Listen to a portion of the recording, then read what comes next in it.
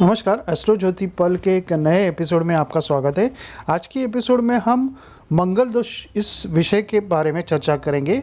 आज की इस एपिसोड में हम जानेंगे कि मंगल दोष का परिहार कुंडली में किस तरह होता है, कि क्या ये और मंगल दोष का परिहार अगर कुंडली में न हो तो व्रत अनुष्ठान किन किन तरह से किया जाता है और किस तरह से फिर मंगल दोष कुंडली का समाप्त किया जाता है भारतीय ज्योतिष शास्त्र के अनुसार। यह 3 बातें हम आज के एपिसोड में देखेंगे। तो पहले बात की तरफ चलते हैं। मंगल दोष कुंडली में बहुत ही प्रचलित है कि मंगल दोष कुंडली में अगर प्रथम, चतुर्थ, सप्तम, अष्टम और व्यय स्थान, मतलब इन स्थानों में अगर मंगल हो अपने कुंडली में, तो लग्न कुंडली से इस कुंडली को या जातक की कुंडली को मंगल दोष वाली कुंडली मानी जाती है। वैसे कई जगह प्रचलित है कि मंगल दोष द्वितीय स्थान से भी होता है। वैसे मंगल दोष चंद्र से भी देखते हैं, चंद्र कुंडली से, और कई ज्योतिषी शुक्र से भी ये मंगल दोष के देखते हैं। मगर मेरे हिसाब से मंगल दोष सिर्फ और सिर्फ लग्न कुंडली से देखा जाता है। और लग्न कुंडली से अगर लग्न कुंडली में लग्न स्थान में, चतुर्थ स्थान में, सप्तम स्थान में, अष्टम स्थान में और व्यय स्थान में इस प्रकार मंगल दोष होता है अगर इन स्थानों पर मंगल उस कुंडली में हो। तो ये बात आप मन में ठान लीजिए।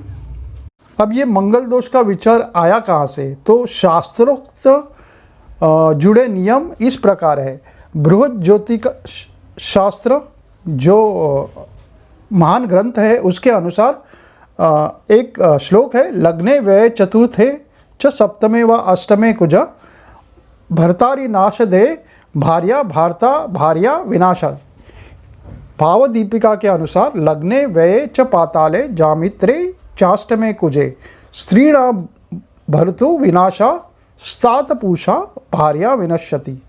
और अगर बृहद पराशर होरा शास्त्र, यह प्रचलित किताब है पराशर की, तो उसमें यह लिखा गया है मंगल दोष के बारे में कि लग्ने व्यय सुखे वापी सप्तमे व अष्टमे कुजे शुभ धुग योगहीने च पाति हंति स संशयाम। इस तरह हम ज्योतिष शास्त्र के प्रचलित किताबों के अनुसार देखते हैं कि मंगल दोष इस तरह लग्न से प्रथम, चतुर्थ, अष्टम, सप्तम और व्यय स्थान में हो मंगल, तो मंगल दोष उस कुंडली में पाया जाता है। अतः जातक को मांगलिक या मंगल दोषी माना जाता है। अब हम मंगल दोष का फल जानते हैं। मंगल दोष का वैवाहिक जीवन में एक अभिन्न अंग है। वैवाहिक जीवन को विभिन्न प्रकार से ये प्रभावित करता है। विवाह में विघ्न, विलंब, धोखा, विवाह के बाद दाम्पत्य में किसी एक को या दोनों को शारीरिक या मानसिक कष्ट आ जाते हैं, मन मुटाव, दोनों में विवाद, विवाह विच्छेद यानी डिवोर्स की स्थिति। और अगर दोष एकदम प्रबल हुआ, कुंडली एकदम खराब रहेगी उनकी, तो मृत्यु भी दोनों में से एक की हो सकती है, ऐसा देखा गया है। अगर कुंडली में मंगल दोष हो तो भयभीत होने की जरा भी बात नहीं है। अगर मंगली कुंडली या मंगली जातक का मंगली से ही विवाह हो तो मंगल दोष समाप्त होता है, ऐसा माना गया है। और ऐसा भी देखा गया है कि मंगल दोष कुंडली में से कुछ योगे के अनुसार समाप्त भी होता है। तो कुछ योग मैं आपको बताऊंगा कि कुंडली में ऐसे योग है जिसके कारण मंगल दोष कुंडली में ही समाप्त होता है, मतलब मंगल दोष रहता भी नहीं है। तो ये इस प्रकार है। तो एक प्रकार इस प्रकार है, मेष या वृश्चिक राशि में मंगल चतुर्थ में, कर्क या मकर का मंगल सप्तम में और मीन का मंगल अष्टम में तथा मेष या कर्क का मंगल द्वादश यानी 12वें भाव में हो तो मंगल दोष समाप्त होता है। दूसरे एक हिसाब से मंगल अगर अपने स्वराशि मूल त्रिकोण राशि या उच्च राशि में हो तो भी मंगल दोष समाप्त होता है।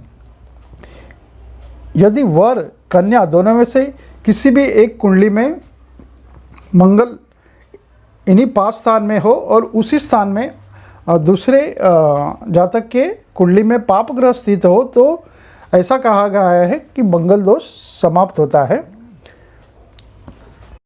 एक श्लोक के अनुसार मंगल दोष का अगर परिहार होता है यदि मंगल द्वादश भाव में यानी 12वें भाव में मंगल बुध या शुक्र के राशि में हो तो मंगल दोष समाप्त होता है।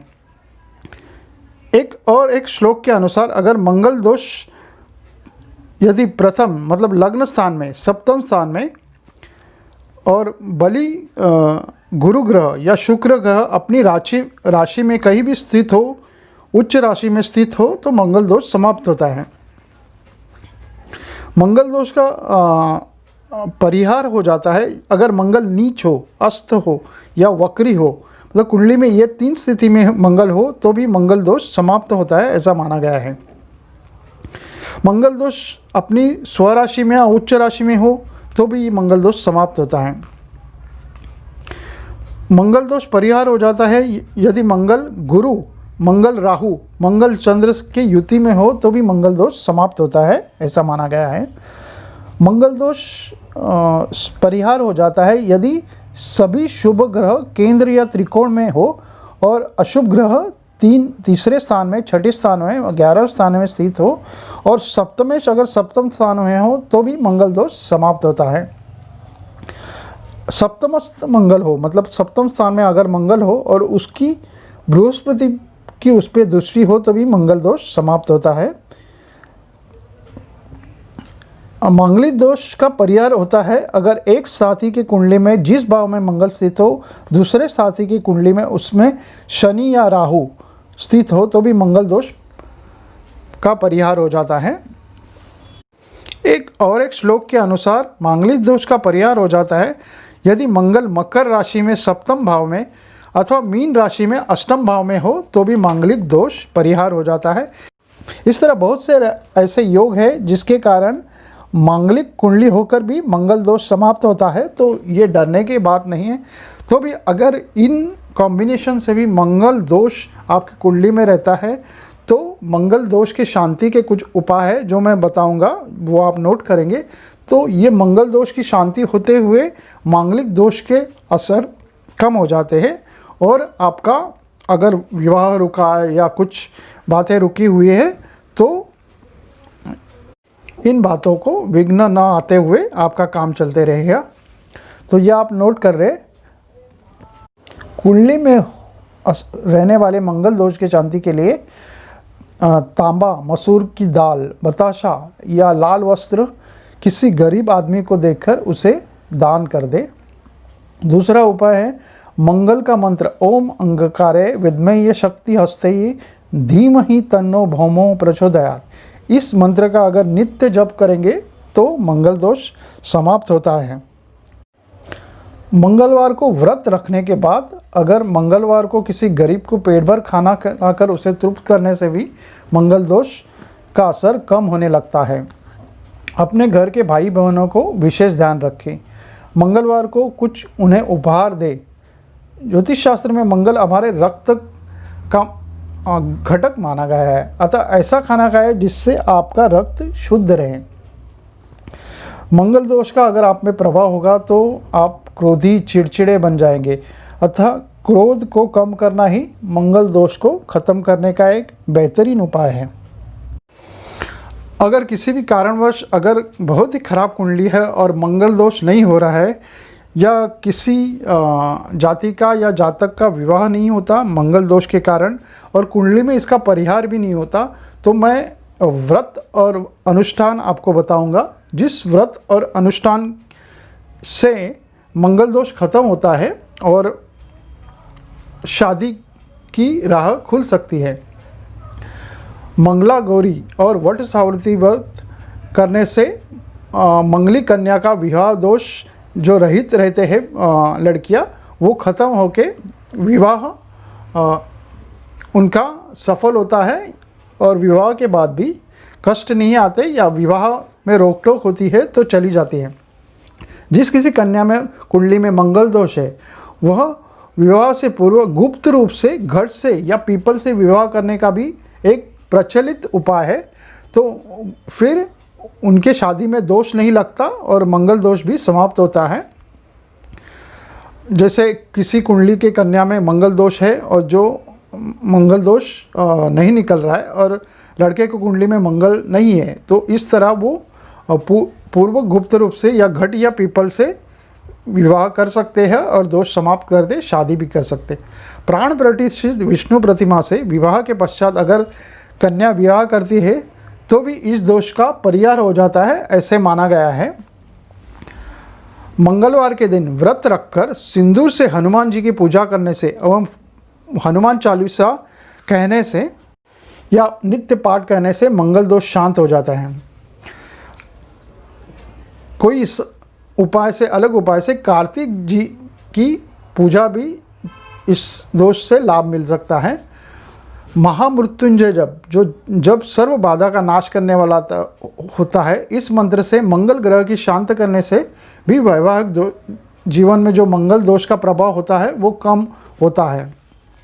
इस तरह मैंने इस एपिसोड में मंगल दोष कुंडली में कैसे स्वयं परिहार होता है और अगर कुंडली में ही उसका स्वयं परिहार नहीं होता तो व्रत अनुष्ठान किस तरह है ये आपको बताया। धन्यवाद।